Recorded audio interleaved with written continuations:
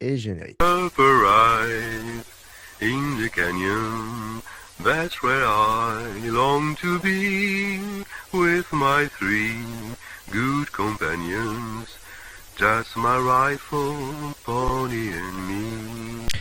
Microciné, bonjour ou bonsoir, ça va dépendre de l'heure à laquelle vous allez découvrir cette nouvelle émission. Nous renouons le dialogue avec une personne que vous connaissez, qui est d'ailleurs venue il y a 2 mois exactement pour nous parler d'un film qui s'appelle L'Immortel. Le cinéaste en question, c'est Théodore Gimeno, vous le connaissez très bien. Et le 1er juin dernier, il a projeté son dernier film qui s'intitule Mboro. C'était au Reflet Médicis. Et un film étonnant. Et pour cela, comme d'habitude, moi j'aime bien suivre les cinéastes. Et donc, il m'a gentiment partagé son film et il revient pour en parler. Mais cette fois-ci, il n'est pas tout seul. Il revient avec deux autres personnes. Enfin, il vient avec deux autres personnes. Olivier Laurent Diémé, qui est le président de l'association Mère d'Espoir, et Camille Peroux, j'espère que je l'ai bien prononcé, Pérou. exactement, qui est le président de l'association Sénégal. Alors pourquoi Olivier et Camille sont là? Pourquoi Théodore est là? Parce que je vous l'ai dit, il y a un film qui s'appelle Mboro.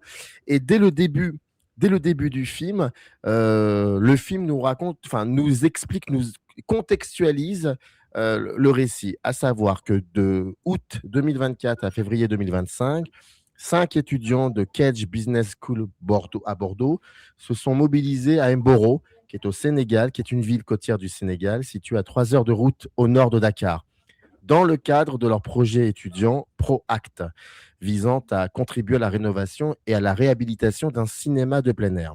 Et ils sont reçus par les membres de l'association Mère d'Espoir et donc de son président Olivier Laurent Diémé, qui est étudiant à l'ENSUP en Afrique, ENSUP Afrique, et qui est originaire de Mboro et petit-fils d'Olivier Diémé, qui est l'ancien chef du personnel des industries chimiques du Sénégal. À l'origine de la construction du cinéma, les étudiants ont travaillé en collaboration afin de relancer les activités du cinéma. Le film se déroule du 3 au 11 novembre, période durant laquelle Théodore rejoint donc les équipes pour aider à la programmation. Voilà, vous avez le contexte, vous avez tout ce qu'il faut. Et comme d'habitude, je pose une première question très simple, très godardienne. Comment allez-vous? Comment vas-tu? Voilà, à vous de répondre. Est-ce que tout va bien? Tout va bien, pour moi, tout va bien. Très heureux d'être là et de continuer à renouer le dialogue avec toi, avec qui j'adore énormément discuter, dialoguer et avec qui j'adore renouer le lien chaque fois. Merci encore. À partir de quel moment tu t'es dit, il y a quelque chose à faire et il faut que je fasse cette chose avec le cinéma? Ça s'est fait en plusieurs étapes, disons, ces différentes rencontres. Donc, je n'étais jamais allé au Sénégal avant ce voyage qui s'est déroulé du 3 au 11 novembre 2024. Ce premier voyage, parce que on en parlera plus tard, mais il y avait un deuxième voyage me concernant.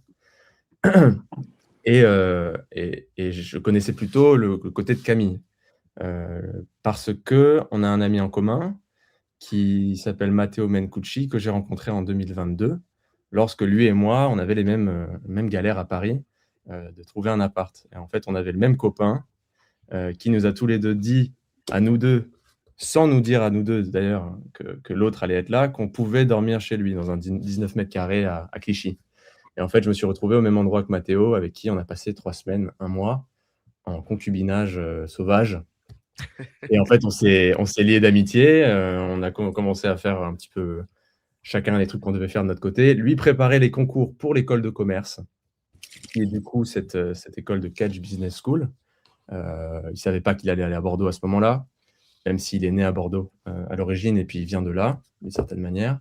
Mais il a fini par aller à Bordeaux, et c'est là où, et Camille, tu me dis si je me trompe, vous vous êtes rencontrés pour la première fois. Et étant donné cette rencontre-là, peut-être que je laisserai Camille parler, mais dans la dernière année donc là on est bien plus tard, le projet, il doit se faire un projet de fin d'études qui s'appelle le ProAct à l'international. Et Camille a eu cette idée de projet qu'il a proposé à Matteo, qui, un jour, on est allé voir Dog Day Afternoon de Sidney Lumet, et en sortant, il m'a dit tiens, c'est marrant que j'aille voir un film au cinéma, ça fait un moment.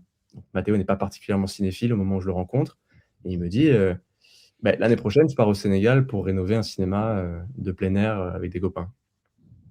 Et je lui dis mais pour premier degré, je lui dis tu dis ça pour me provoquer ou tu te fous de ma gueule ou c'est quoi s'il y a une non, non, vraiment, j'y vais. Et ma première question, c'était: «Mais vous allez montrer quoi?» Heu et il m'a dit: «Beh, je sais pas trop encore, on a personne pour savoir ça». Et je me suis dit: «Écoute, il y en a plein probablement comme moi, plein et il y a plein de personnes qui pourraient, mais comment est-ce que je pourrais vous aider à formuler, écrire une certaine programmation et vous accompagner dans ce projet?» Mathéo en a parlé à Camille et puis, voilà, le reste, s'ensuit en fait. J'ai intégré, le projet, déjà en principe.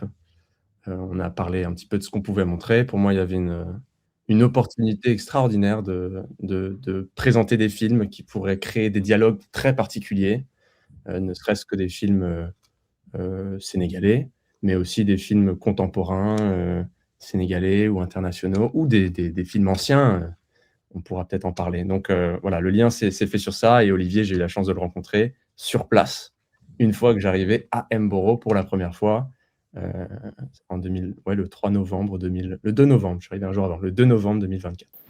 Comment ça s'est aussi organisé? Et là, la question se pose à Olivier, à Camille, mais aussi à toi, Théodore, bien évidemment. Mais comment s'organise ce genre de projet d'un point de vue logistique, déjà dans un premier temps? Et puis après, la question est aussi, et ensuite plutôt adressée aux cinéastes. Tu arrives dans un projet alors que c'est comme si c'était une commande, une fausse commande qui ne dirait pas son nom, en quelque sorte. Donc, comment on réinvestit cet endroit, ce lieu donc? Moi, je n'avais jamais rencontré non plus Olivier. Il connaissait mon père, Olivier, mais on s'était pas encore vu avant notre arrivée en août. Donc nous, en amont, en France, j'ai dû immatriculer, déclarer l'association. Donc vraiment, on l'a créée de A à Z. On a fait une levée de fonds aussi pour arriver avec les moyens financiers pour rénover le cinéma une fois sur place. Et en parallèle, du coup, on a pris les premiers contacts avec l'association Mère d'Espoir, donc avec Olivier, on s'envoyait des messages pas mal par WhatsApp euh, pour essayer de visualiser déjà ce cinéma, parce qu'on avait connaissance qu'il y avait un cinéma de plein air à l'abandon, mais on ne savait pas à quoi ça ressemblait, ce qu'il y avait à faire, donc pour pouvoir essayer de chiffrer un peu le budget pour rénover ce cinéma. Donc il y a un peu eu tout ça en amont, et avec Olivier, on s'envoyait des messages. On a réussi à lever de l'argent en France grâce à plusieurs partenariats. On est arrivé avec un peu moins de 10 000 euros. Et, euh, et c'est comme ça qu'après, on est arrivé en fin août. Et dès notre arrivée, le lendemain midi, on mangeait avec Olivier au HLM, juste à côté du cinéma. Et si je peux me permettre, Camille, tu m'avais raconté, toi, comment en fait l'idée t'était arrivée, parce que Oui, tu cherchais une idée pour faire ce projet de fin d'année et c'est là que ça t'est venu et que c'est comme ça qu'Olivier, en fait, est rentré dans l'histoire. exactement. Parce que mes parents, du coup, ont une maison au Sénégal. Et, euh, et mon père connaissait Olivier. Et ma mère, une fois, a vu ce cinéma abandonné, a trouvé que c'était vraiment dommage qu'il n'y ait plus trop de films, qu'il n'y ait plus de films à l'intérieur de ce cinéma. Et moi, à côté, comme Théodore l'expliquait, avec Mathéo, on cherchait une idée de projet. On avait la destination, mais pas forcément l'idée. Et ma mère m'a parlé de ce cinéma. Et on a direct été emballé. On s'est dit que ramener, essayer de redonner de vie à ce cinéma, que ce soit au travers des films, mais aussi que ce soit vraiment une salle de rencontre pour faire la fête, pour vraiment que ce soit du cinéma, mais aussi encore plus un lieu de vie, redonner un lieu de vie dans ce quartier. Et donc, et l'apport d'Olivier, c'est à partir du moment où vous vous rencontrez réellement après avoir discuté amplement via WhatsApp, comment les choses se mettent en place?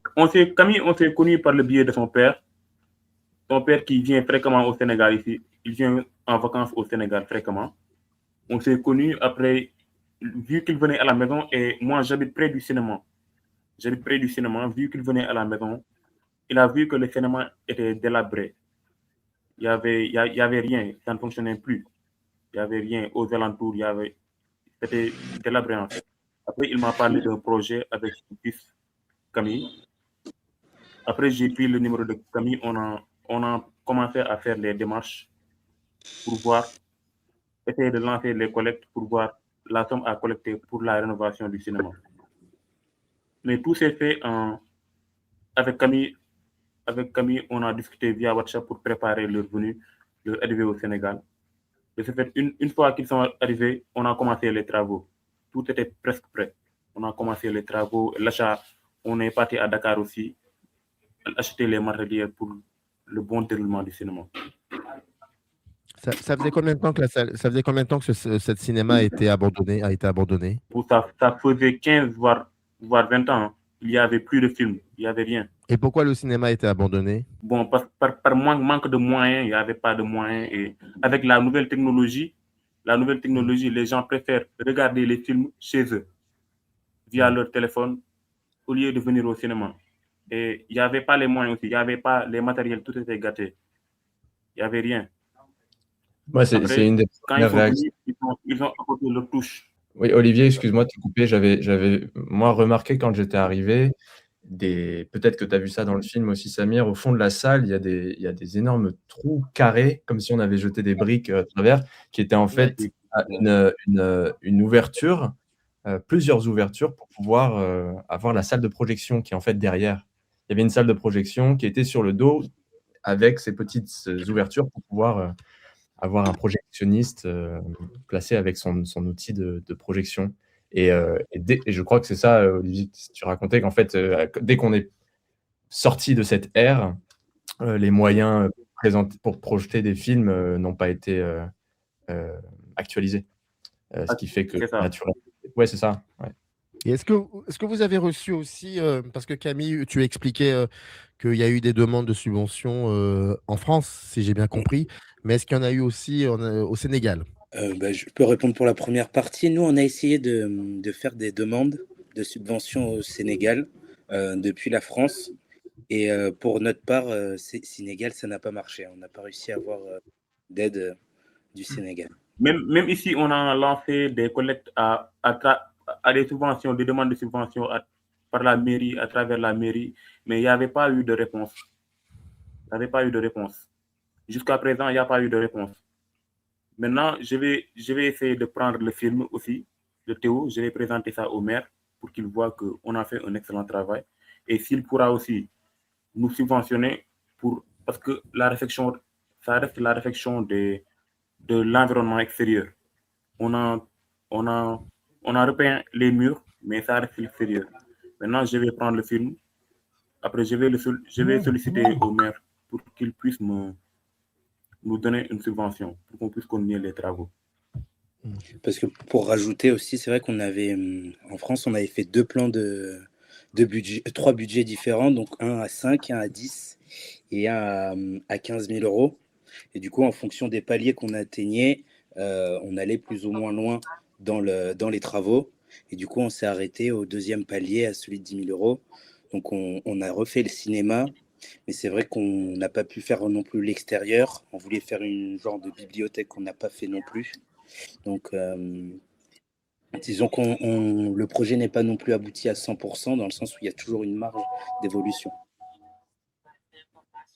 Moi j'ignorais complètement ces paramètres de subvention. En fait, on n'en a jamais parlé comme ça, ni avec Olivier, ni avec Camille, donc je découvre en même temps. Ce qui fait que, d'ailleurs, ça peut peut-être permettre de répondre à cette autre question que tu as dit. Comment est-ce que moi j'arrive dans ce projet-là, qui est déjà, selon moi, me dépasser complètement. En fait, j'avais même peur de poser la question à Mathéo, dire comment je peux vous aider, parce que en fait, je me posais la question à moi-même. Qu'est-ce que je peux vraiment faire en réalité? Et tout ce que je pouvais pouvoir faire dans ma tête, quand j'ai appris qu'en fait, ils n'avaient pas de film, c'est-à-dire qu'ils n'avaient pas de les films, c'était de me dire comment je peux faire pour ramener des films.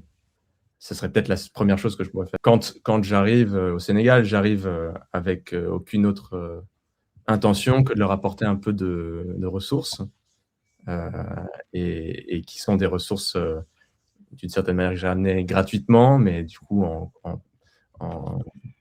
quel est le mot, de manière clandestine, c'est-à-dire j'ai pas du tout, on n'est pas allé dégoter les droits pour avoir les films, on les a montrés comme on montrerait, on ferait une projection privée à chaque fois. Donc c'est-à-dire on lance le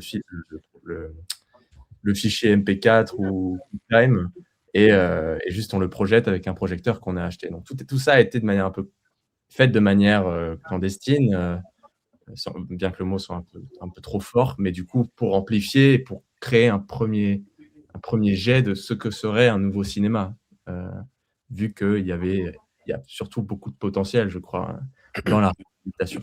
Parce que c'est vrai que l'apport de Théodore dans le film et dans notamment la projection, ça a été du coup un coup du hasard, mais qui a été un plus monstrueux, dans le sens où c'est vrai que moi non plus je suis pas cinéphile.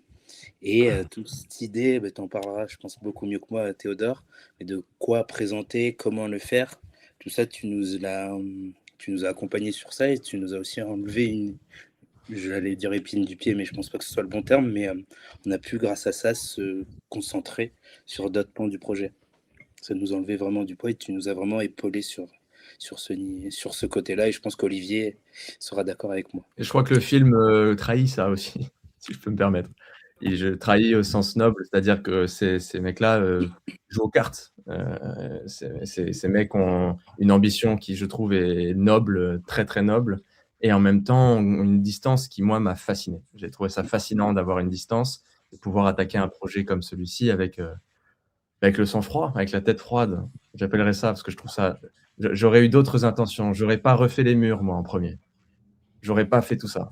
Et ça, je crois que ça dit beaucoup aussi de tout ça. Moi, j'étais fasciné du fait que ça a été les premières intentions. Ça, c'est personnel, c'est moi. Mais c'est ça. Je suis assez content que tu ouvres la porte voilà, parce que je t'avouerai que, alors, sauf peut-être que je me suis trompé, peut-être que je me trompe et que j'ai pas très bien vu, mais j'ai l'impression effectivement qu'on les voit, oui, très peu au travail. Moi, j'ai envie d'être d'accord avec toi sur ça, parce que il y a énormément de raisons. Il y a plusieurs choses aussi dans ce que tu dis. Et je crois qu'Olivier et Camille pourront nourrir aussi cet imaginaire qui était réel. Ça, c'est justement la part pas imaginaire du projet. Je crois d'abord que quand j'arrive du 3 au 11 novembre, ça fait un petit peu, sans trop pousser, un peu événement pour les copains qui sont déjà là-bas, parce que ça fait déjà 2 mois qu'ils travaillent. Et du coup, le travail, c'est un travail quasi non cinématographique, ou sans image. C'est un travail de démarchage par mail, c'est un travail, certes, qui aurait pu être filmé, c'est-à-dire tous les allers-retours à Dakar, les désillusions financières, les échanges avec les investisseurs, etc., etc., etc. Et je crois qu'il y a un très beau film à faire sur ça. Je l'ai pas fait, c'est pas du tout le film que j'ai filmé, que j'ai essayé d'enregistrer. Le film que j'ai fait, je crois, il aborde aussi cette sensation de retrouvailles, que ce soit avec moi et mes certains potes, et de rencontrer et de découvrir. Et c'est là où je crois que le film, quand il passe par ce prisme-là, il est mieux compris. C'est un film sur la première semaine que je passe au Sénégal et en Afrique de toute ma vie. C'est Ouais. ça, c'est le film. Bah, Donc, tu vois, je vois ça. bah je oui, le mais vois. moi, Je le vois. le dis, je le ressens et je le C'est pas un reproche, hein.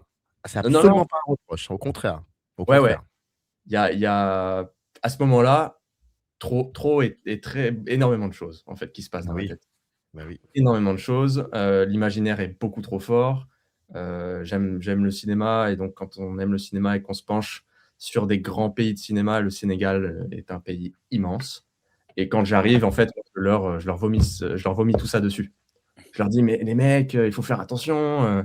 Semben, c'est ça, nanana, il faut essayer de réfléchir à tout ça. Et eux, ils me disent, wow, nous, on essaye de comprendre, etc. Et je pense que ma caméra a eu peur du fait qu'elle avançait trop vite aussi, c'est-à-dire regardez ce qu'on peut faire, regardez ce qu'on peut montrer, etc. Et j'ai eu des rappels à l'ordre, des rappels à la réalité, mais constants, que ce soit avec les mecs, et ensuite plus loin, avec Olivier qui me dit attention, on filme pas facilement là-bas, même s'il me disait, moi je te fais confiance, on peut faire, nanana. Mathéo me disait, c'est pas compliqué, on va au marché, mais tu ne filmes pas, tu n'as pas le droit. Si tu filmes, ça va être hostile, etc., etc. Donc tout d'un coup, en fait, c'est une histoire de vitesse, je crois. J'ai voulu me retrouver dans un certain refuge, le refuge étant ce lieu plus protégé qui était notre maison, où ça jouait aux cartes, où ça jouait tout court, et où la question de la fiction et du documentaire ont enfin une vraie vraiment se sont battus tête contre tête. Il y a un documentaire que j'aimerais aller faire, mais je ne connais pas ni les paramètres ni les modalités de tournage comme ça.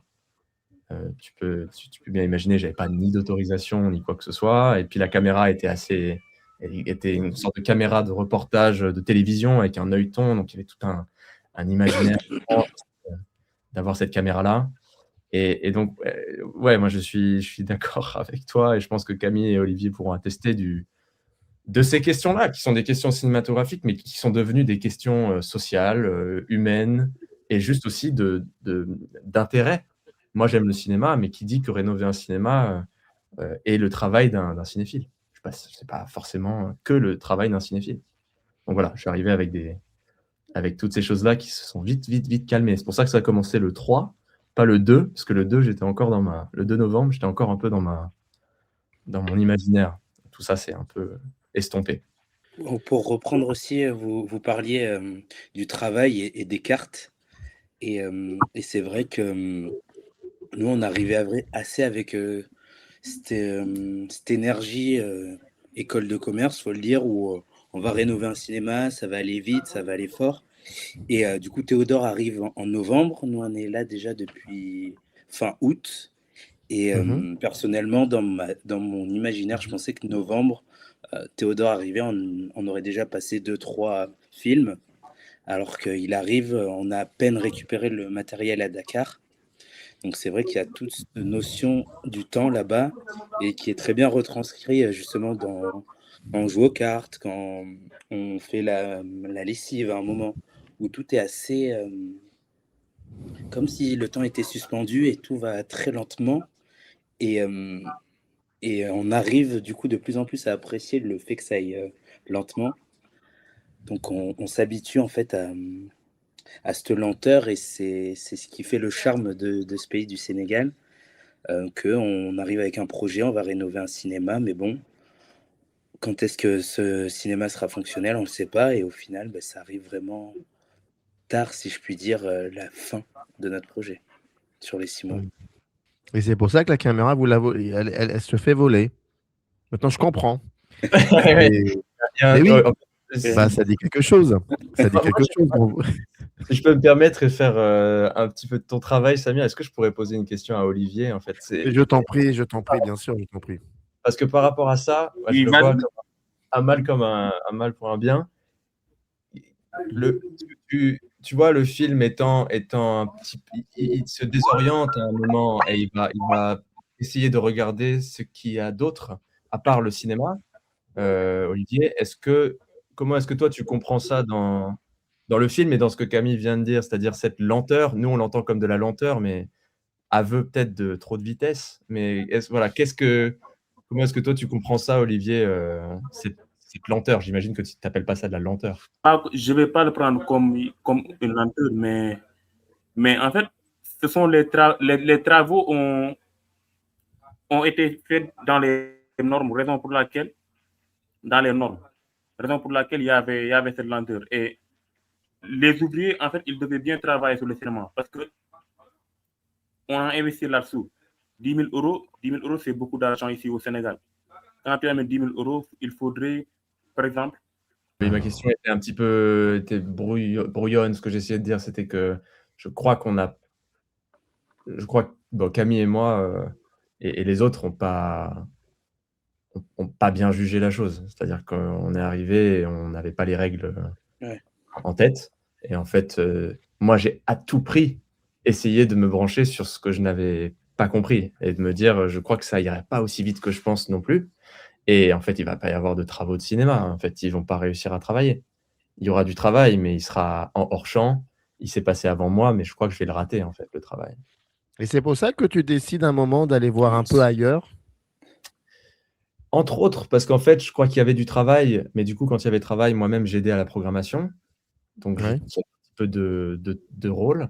Mais en l'occurrence, je me suis posé la question de ce que le cinéma, si c'était aussi un prétexte, ces travaux-là, ce qu'il me permettrait, grâce à leurs rencontres, qui étaient des rencontres à la base pour le cinéma, parce que les choses se font aussi un petit peu autrement. Ils ont eu des rencontres qui pensaient pouvoir être professionnelles, soit qu'elles allaient amener du monde au cinéma, soit on allait pouvoir relayer l'information, etc. Mais au final, c'est devenu des amis.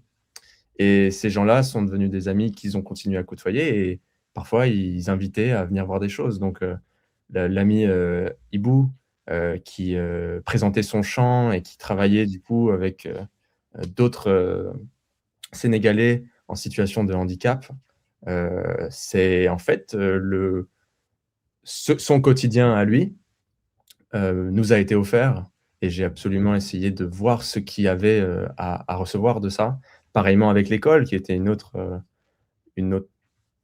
un autre moment de votre voyage où vous avez pu être des professeurs pour certains étudiants qui en fait avaient nécessité d'avoir des professeurs extérieurs, d'apprendre d'une autre manière, etc. Il y a quelque chose que tu disais, Théodore, et puis Camille, tu peux rebondir aussi, bien évidemment, parce que je crois que c'est intéressant aussi d'avoir le point de vue, d'avoir votre point de vue, Camille et Olivier, de deux personnes qui ont vu, qui avaient en parallèle ce travail de réhabilitation d'une salle de cinéma, avec ce que ça dit au niveau de la logistique, de l'économie du cinéma. Et puis, et puis de l'autre côté, vous voyez quelqu'un qui est en train de travailler sur la programmation, mais qui est aussi en train de filmer. Et je pense que ça peut être intéressant d'avoir votre point de vue là-dessus. Il y a quand même dans le film des moments où tu t'attardes à filmer 2-3 projections dans la salle de cinéma, dont une, si je me souviens bien, qui est le Franc de Mambéty. Et c'est pas un plan, c'est assez long. Et je me suis dit, est-ce que c'est une manière aussi de,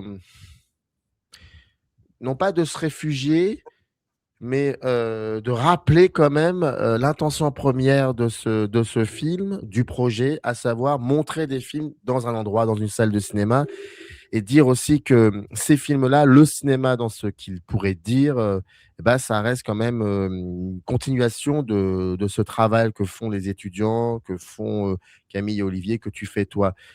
Il y a quand même un moment où tu te dis, c'est comme si tu prenais aussi une espèce de revanche sur le fait que ça prenne du temps, ces travaux. Et voilà, et tu montres ça. Et je me posais cette question-là. Ouais, moi, si tu veux, Camille, je dirais juste sur ce point-là. Oui, c'est vrai, dans le film, ça prend un peu un côté tour de force. Est-ce qu'il est assumé? Non, je crois qu'il trahit clairement ce que je tente aussi de faire dans le film, c'est pas de faire manifeste, mais c'est un petit peu de partager comment les choses en effet se vivent là-bas. Mambéty, cinéaste sénégalais, que j'ai appris vraiment d'ailleurs à connaître là-bas, pour tout dire, a été une des figures majeures qui a fonctionné, le mot est pas très beau, mais qui a plu à des spectateurs d'Embro. Et donc le film aussi essayait c'était un coup de poker hein, au début, comme tous les films qu'on a montrés étaient des coups de poker. J'expliquais lundi soir, le lundi 1er juin, qu'on a essayé de passer là c'est ma responsabilité entière, Frankenstein de 1931, et on était 2 dans la salle, et c'était moi et Mathéo. Ça n'a pas fonctionné.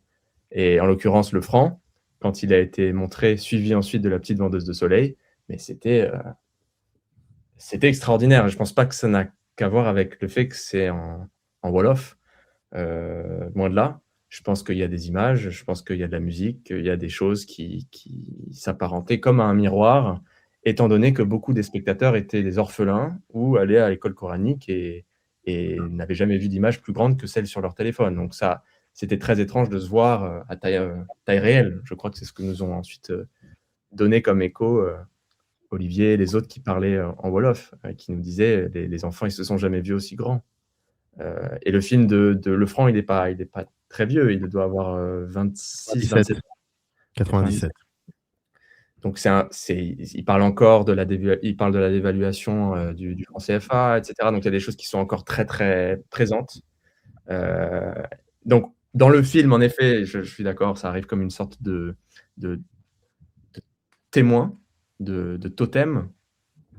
Mais c'est parce que tu avances le deuxième film qui viendra de cette série en deux, le diptyque un peu Mboro novembre et Mboro janvier, qui est le moment où je retourne au Sénégal et où là, on montre la petite vendeuse de soleil et je fais l'exclu chez toi et où la petite vendeuse de soleil en personne vient à Mboro. On l'a retrouvée à Dakar avec Camille. Enfin, on l'a retrouvée, on l'a contactée, puis ensuite on s'est rencontrés. Et elle est venue à Mboro présenter cette séance-là. Donc le franc est une sorte de chant pour ensuite un contre-chant qui est d'ailleurs le franc et la petite vendeuse de soleil sont un chant contre-chant déjà. Ou au moins c'est un diptyque pour Mambéty, puisqu'il n'a pas pu finir son triptyque. Il devait y avoir un film.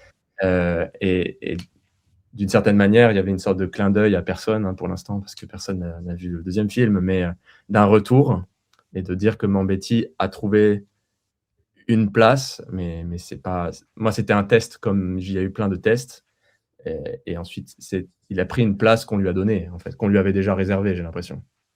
Et si je peux aussi juste rajouter un point, c'est qui sûr. rajoute encore plus de beauté dans le passage quand tu nous as fait découvrir Mambéty, c'est que je crois que c'est juste avant que tu arrives ou dans cette période-là où il y avait une relation assez tendue où Macron avait lâché justement une phrase assez forte pendant un sommet en Afrique où il parle du retrait des troupes françaises d'Afrique et il lance une phrase, je crois qu'ils ont oublié de nous dire merci et qui a été Pardon. beaucoup repris.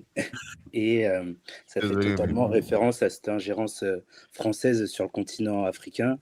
Et tu arrives à ce moment-là où tu nous montres le franc et encore plus la petite vendeuse de soleil, où on parle de cette dévaluation du franc CFA. Enfin, le timing est assez beau et c'est du hasard, mais ça donne encore plus de grandeur à ce film magnifique.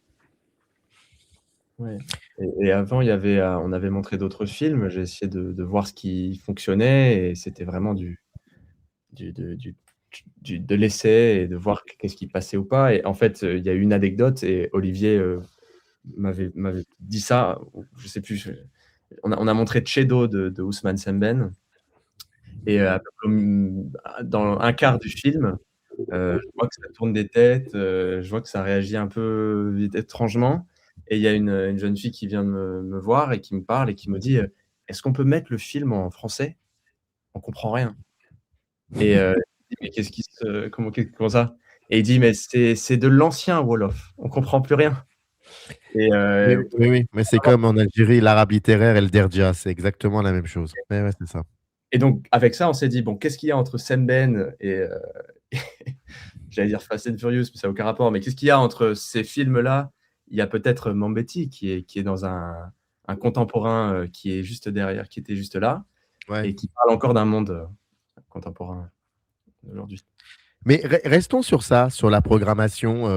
Quels sont les films que tu as montrés et quelles ont été plus ou moins les réactions? Là, on sort un peu du film. Ouais, Encore que je pense pas qu'on sort vraiment de ton film, hein, parce que ça, c'est des questionnements le film propose pas mal de hors-champ. Et ensuite, bien évidemment, il faut qu'on parle quand même du moment où on va ailleurs. Et ça, ouais. c'est. Mais finalement, je pense qu'on va. Moi, j'ai l'impression qu'on ne va pas vraiment ailleurs. On revient vraiment toujours dans une salle où il y a des enfants, qu'elles soient cinématographiques ou scolaires. C'est la même chose. Mais enfin, pour moi en tout cas. Mais juste, oui, moi, je suis très curieux de la programmation. Là, je suis un peu curieux. Qu'est-ce que tu es venu avec quoi dans tes bagages? Alors, je suis venu avec énormément de films qu'un copain à moi avait piraté il y a bien longtemps, avait téléchargé ou je sais pas comment. Et j'avais fait un tableau Excel utopique où on avait montré des films extraordinaires d'Amérique du Sud, d'Asie, etc., pensant que voilà, ça allait être une effervescence immédiate. Et en fait, très rapidement, c'était pas pour encore une fois, encore un peu de recul. J'ai pris du recul à ce moment-là. Il y a eu des demandes. Il y a eu des premières demandes. Et les demandes étaient, et Camille, tu me dis si c'était vraiment ça, il y a eu des demandes de voir les films qui ont des séries, c'est-à-dire, je disais Fast and Furious en rigolant, mais Fast and Ah, des Furious franchises. avec Des des franchises. Des franchises. franchises. Voilà, donc il y avait des franchises, il y avait des Fast and Furious qui ont été montrées, des choses plus blockbuster, plus mainstream, donc j'en passe, mais je crois que plus tard, il y a eu Des Marvel. Marvel, voilà. Et donc, moi, ce que j'avais en tête, c'était, pour parler moins des films, et je parlerai des films bientôt, c'est 2 moments de projection. C'est un cinéma de plein air, donc il faut attendre que la nuit tombe, et la nuit tombe assez tardivement, mais assez vite au Sénégal. Et donc, à partir de 19h-20h, on montrait systématiquement soit des cartoons des années 40, 50, donc là, c'est tout ce que tu peux imaginer, Panthère Rose, Tom and Jerry, etc., etc., et des Charlots. Ça, c'était un peu le pari, mais on montrait toujours des films de Charlie Chaplin avant. Donc là, tout y est passé. Tous les gags de Charlot ont été montrés au moins une fois. Il y en a certains qu'on repassait. Et ensuite, j'ai vraiment axé la programmation sur des films soit contemporains faits au Sénégal ou en coproduction avec le Sénégal. Donc on a passé Atlantique de Mati Diop, soit des films sénégalais de patrimoine, même si c'est un peu déplacé, comme Sembène. Il y avait d'autres réalisateurs et réalisatrices aussi, mais on a fait un petit peu tout le panel, toute la filmographie petit à petit. Bien que Tchedo, par exemple, on l'a pas repassé, on l'avait pas en sous-titré français. Donc naturellement, en fait, le film était incompréhensible pour nous comme pour ceux qui parlaient wolof. Voilà. Et sinon, Camille, je sais pas si tu as des souvenirs d'autres Non, films. non, je pense que t'as tout bien résumé. Ouais. Globalement, c'était ça. Qu'est-ce qui fait qu'à un moment, tu ressens le besoin d'ouvrir ton film vers autre chose? À peu près à ce moment-là, quand je vois les jours défiler et que le travail est pas de l'ordre de l'image et Mhm. que le quotidien avance et que les choses soit me fascinent autre part, soit se présentent à moi et je me dis je ne fais pas du cinéma si je n'avoue pas avoir tort en fait avec cette mission. Et de commencer à me poser des questions autres, parce que j'en ai l'opportunité, je suis sur place et quitte à encore avoir tort une nouvelle fois, autant avoir tort et rentrer quand même avec des leçons, des choses comme ça. À ce moment-là, en fait, je me rappelle Camille, Mathéo, Maxence, comme j'avais dit un petit peu avant, avaient des contacts et quand on marche à Mboro, il est impossible de ne pas croiser quelqu'un que tu connais, qui te propose soit de visiter quelque chose qu'ils ont à te montrer, soit à t'inviter chez eux, et cetera. Donc et à un moment, on a juste dit oui, en fait. Donc ça a été du oui et ça a été du oui et est-ce que je peux filmer? Et ça s'est fait comme ça et en fait, ce que j'ai découvert racontait beaucoup racontait mieux, selon moi, cette épreuve de faire un cinéma et de ramener une culture, de ramener une richesse, quoi. Raconter mieux à des spectateurs que de montrer seulement des travaux, heu, bien que c'est quelque chose qui me fascine, les travaux. Je suis absolument fasciné par les travaux. C'est la seule chose qui pour toujours, est en changement et du coup, est la seule chose qui reste d'une certaine manière, qui ne l'est pas du coup et pour tout ce qui est le reste, j'avais l'impression de pouvoir attraper de l'éphémère, heu, mais c'était pas ça. J'ai tout raté en fait. J'ai filmé des choses parce que je me suis dit: «Il faut quand même que je vois ce que je n'étais pas prêt à voir», heu et j'ai découvert des choses qui pour moi me semblaient beaucoup plus proches de mon propos, heu, que si j'étais resté dans l'enceinte du cinéma. Bien que sans l'enceinte du cinéma, je n'aurais pas eu cette opportunité. Donc c'est paradoxal, c'est à la fois un aveu et en même temps, je crois que c'est une fenêtre, qu'on m'a dit d'emprunter. Voilà, pour ma part, ce serait tout simplement ça. Le film, quand il se termine et que tu le montres à Olivier, à Camille, mais aussi aux étudiants, quels ont été vos retours, les retours des étudiants? Quel est le rapport qui s'est construit avec ce film? Moi, je dirais que comme vous disiez au début, j'ai du mal à savoir si c'est de la fiction ou si c'est de la réalité et si ces images, je les ai vraiment vécues. Dans le sens où ça fait 2 ans que le voyage s'est terminé, mais il y a aussi Je serais pas trop comment l'exprimer, mais il y a vraiment une certaine beauté, une certaine mélancolie à le revoir, où je me dis, est-ce que c'est vraiment arrivé? Est-ce qu'on y était là-bas? Est-ce qu'on a vraiment montré des films? Est-ce qu'on a vraiment assisté à ce match de foot? Dans le sens où déjà les journées pouvaient parfois se ressembler et de voir le point de vue de Théodore, c'est assez déstabilisant et très beau aussi, mais déstabilisé, oui. Et toi, Olivier? Olivier, je lui ai envoyé aussi le film il y a plusieurs semaines. Oui, oui. Le film là, oui, j'ai aimé, hein, j'ai très bien aimé. Ce sont des souvenirs, des activités qu'on faisait. Tu t'en souviens même pas, mais en regardant le film, tu te dis que c'était moi qui passais comme ça là. En fait, c'était bien là, c'était bien. Et ce sont des archives, ce sont des souvenirs qu'on va garder. Il y a des moments où quand le film a été présenté, j'ai demandé aux membres de l'association, qui sont les copains, de monter sur scène, entre guillemets, avec moi, pour faire un peu la même chose qu'ici, là, c'est-à-dire de passer un peu la main, parce que je me rends compte que la manière dont je vois le film est très. J'ai des œillères, en fait, naturellement, en plus de l'avoir fait. Et je me suis rendu compte, en vous écoutant parler et en écoutant les gens répondre et donner leurs remarques sur le film, qu'il y a des choses qui sont passées et je crois que c'était un peu tout simplement à la fois l'enjeu, parce que sur papier, c'est franchement pas, selon moi, pas très sexy, encore un film d'un blanc en Afrique. C'est pas évident.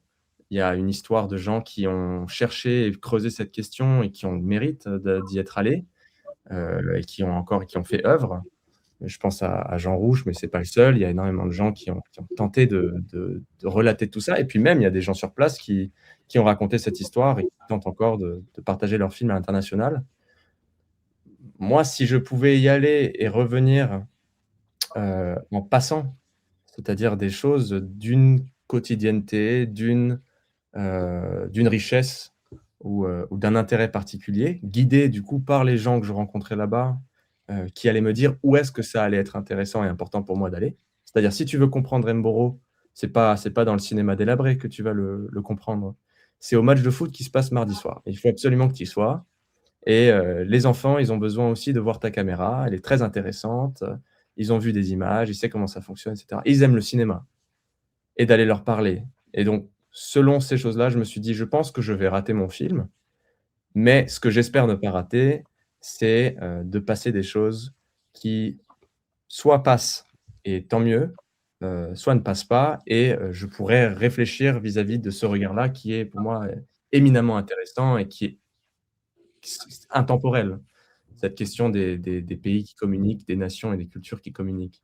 Donc j'avais très peur en fait d'aller faire ce film, comme je n'avais absolument pas peur, parce que je me suis dit, «Quel intérêt, de ne pas la partager au moins cette peur?» Et je crois que la peur, ce dont tu parlais au début, elle est c'est aussi il y a aussi beaucoup de peur en fait dans le film. Ça a à voir avec la distance, ça a à voir avec le fait de ne pas vouloir raconter des choses de manière fictionnelle et de raconter d'autres choses de manière documentaire. Et pour finir, je pourrais dire, il y a une scène où il y a au moins un plan, où il y a une jeune femme blanche qui marche avec une jeune femme noire qui est la sœur d'Olivier et la jeune femme blanche fait partie de Oui. l'association et elles marchent ensemble pour aller acheter du tissu et faire une robe ensemble. Et moi, ce qui m'est venu, à l'idée, c'était de poser la caméra, prendre le trépied et les filmer en un panoramique qui ferait s image d'une scène filmée, tournée, organisée, alors que c'était pas du tout le cas. Parce que je crois que pour moi, cette image-là, jusqu'à la vivre, c'était de la fiction complète. Je ne pouvais pas imaginer, comme ça, aussi facilement, une image de ce style, heu, mais c'est parce que je crois que je suis écrasé par l'imaginaire que ça ne communique pas. C'est que, Olivier et moi, on vient pas du même background et cetera. Alors que, peut-être que le cinéma ou du moins aller faire un film là-bas, c'est déjà assez, quoi. Comme aller faire des rénovations, c'est déjà assez. Moi, j'avais tout ça en tête, là, c'est tout chaud dans ma tête, mais je crois qu'en revenant de ce voyage, ce premier voyage, qui m'a remonté les bretelles en réalité, il y a des choses qu'Olivier m'a dit: «Ça, c'est de la fiction et ça, c'est du documentaire», comme Camille m'a dit: «Ça, c'est de la fiction et ça, c'est du documentaire. Faut pas se méprendre». Et moi, je me suis fait en fait, j'ai pris des tours de passe-passe, on m'a joué des tours, des jeux de cartes et cetera et moi, j'ai compris que l'intérêt était, autre part et ça, Camille me l'a dit très rapidement. Il m'a dit: «Il va falloir si tu penses pouvoir faire ce que tu penses, avoir en tête de faire, ça va pas se passer comme ça». Tu disais qu'il y a une suite, Mboro Janvier, c'est bien ça? Ouais, Mboro Janvier, ouais. Le film est terminé, monté, finalisé? En cours de montage. Moi, Voilà, d'accord. j'ai en cours de montage et heu et là, la parole, même dans cet entretien, j'ai beaucoup parlé, mais même la parole, là, pour le coup, est enfin donnée. C'est-à-dire que tout d'un coup, on parle de cinéma. On va essayer de comprendre où est-ce que le cinéma rentre en jeu quand même. Pas qu'il est inutile, pas que les travaux, n'avancent pas, parce que c'est pas vrai. Ils ont avancé et il y a des paroles de cinéma et c'est Olivier, pour le coup, a un rôle, important aussi dans ce film-là. Peut-être avant qu'on clôture cette émission, peut-être Olivier ou Camille, si vous avez le dernier mot, le mot de la fin, comme on dit, je vous en prie. Euh, Moi, je pense que je reprendrai les mots que tu as mis en plus dans le film quand on est avec Hibou. Doucement, doucement, je ne saurais pas le dire en Wolof, je me souviens plus, mais doucement, doucement, le singe attrape la coco dans la brousse. Je crois que c'est ça, Olivier, l'anecdote, la Oui, citation. Et ben, je pense que c'est ce qui résume le mieux tout notre projet, parce que doucement, doucement, mais au final, on a construit quelque chose de merveilleux. oui, c'est ça. Hein. Le projet aussi, oui. Le projet nous a permis de développer un esprit d'équipe, la solidarité aussi entre frères. Et les habitants de Mboro sont vraiment contents des travaux et ce qu'on a pu faire, la rénovation du cinéma. Et ça permet de développer les espaces et préserver les espaces culturels en fait. C'est ça. Et Théo a joué un rôle important. Et les 5 étudiants, Camille, que sont Camille, Mathéo et les autres, ils ont joué un rôle très important pour la rénovation de ce cinéma. Et toute la population de Mboro est contente. On vous remercie de la part de Olivier. Moi, je te remercie aussi, Olivier, hein, pour tout ce que tu nous as appris. Tu t'en rends pas compte, mais Oui et moi, il y a pas de projet, sans ni Camille ni Olivier et il y a peut-être même pas un film, qui se perd en chemin non plus parce que, je crois que c'est marrant, mais Olivier m'a dit qu'en fait le maire, est très intéressé en fait, maintenant, et je crois que ça a à voir avec ça. Il y a un côté où, bon, c'est pas le film qui fait ça, mais c'est les actes, c'est les gestes, c'est les essais, c'est les on se perd en chemin et moi, les conversations que j'ai eues avec Olivier, suite à ça m'ont fait tourner la tête parce que justement, moi, c'était la première fois que je faisais quelque chose comme ça et ils se sont prêtés au jeu et ça aussi, je crois que ça permet de ça a permis en tous les cas un film, qui n'essayait pas d'être plus grand que son sujet. J'ai essayé d'être plus petit en fait aussi. C'est-à-dire, je crois qu'il y a un sujet à suivre, qui est, l'idée de pouvoir épouser encore et continuer à épouser une certaine culture dans tous les pays. C'est pas du tout quelque chose d'élitiste ou élitaire. Et comment faire pour le voir, ce film? Il y en a qui vont nous regarder, qui vont vous regarder, qui peut-être voudraient voir le film. Comment peut-on faire? Alors tout de suite, si on m'écrit, personnellement, que ce soit sur Instagram ou n'importe quel biais, je D'accord. partagerai le lien. OK. Aucun problème pour l'instant, je partagerai le lien, je l'ai sous forme de vidéo privée sur YouTube et je peux juste mettre l'email en Gmail de quelqu'un, ils pourront le voir et dans un futur proche ou éloigné, d'ailleurs, en décembre, je vais le repasser au cinéma, heu, pour que voilà, il puisse être vu avec la partie 2 que je crois sera complémentaire. Donc je le repasserai à Paris en décembre, j'ai pas encore la date, fixée, mais voilà. Merci beaucoup. C'était une discussion avec 3 personnes importantes parce qu'au bout de tout ça, il y a un film. Le film s'appelle Mboro Novembre. C'est la première partie d'un diptyque. Et pour cela, le film réalisé par Théodore Gibneau, que vous connaissez, hein, qui est venu plusieurs fois sur la chaîne. Et il y avait aussi Olivier Laurent Diémé, qui est le président de l'association Mère d'Espoir, et Camille Perroux de l'association Sénégal, qui ont accepté de venir nous parler aussi de ce projet. Merci beaucoup à tous les 3. C'était vraiment un plaisir. Merci beaucoup. Merci. Merci à vous-même. Générique. Up arise in the canyon, that's where I long to be, with my 3 good companions, just my rifle, pony and me.